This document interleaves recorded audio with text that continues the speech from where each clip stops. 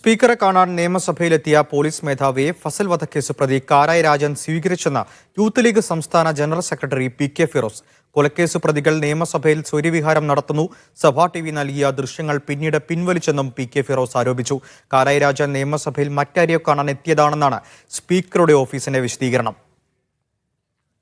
ഷിജോ ചേരുന്നുണ്ട് തിരുവനന്തപുരത്ത് നിന്ന്. ഷിജോ, പി.കെ. ഫിറോസിന്റെ ആരോപണത്തിൽ എത്രത്തോളം കഴമ്പുണ്ട്? ഈ കാരായി രാജൻ എന്തിനാണ് നിയമസഭയിലെത്തിയത്?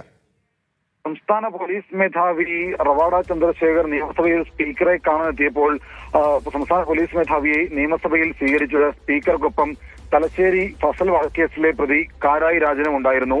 ഇതാണ് ഇപ്പോൾ പി.കെ. ഫിറോസ് സമൂഹ മാധ്യമത്തിൽ കാരായി രാജന് എന്താണ് നിയമസഭയിൽ സാന്നിധ്യം, എന്തുകൊണ്ടാണ് കാരായി രാജൻ നിയമസഭയിൽ ഉണ്ടായിരുന്ന ചോദ്യം ഉന്നയിച്ചുകൊണ്ട് ഒരു സമൂഹ മാധ്യമത്തിൽ ഒരു ഫേസ്ബുക്ക് കുറിപ്പ് പങ്കുവച്ചിരിക്കുന്നത്.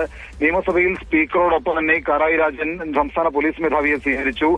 കൊലക്കേസ് പ്രതികൾ നിയമസഭയിൽ സ്വൈര്യവിഹാരം നടത്തുകയാണ് എന്നുള്ള ആരോപണം കൂടി പി.കെ. ഫിറോസ് ഉന്നയിക്കുന്നുണ്ട്.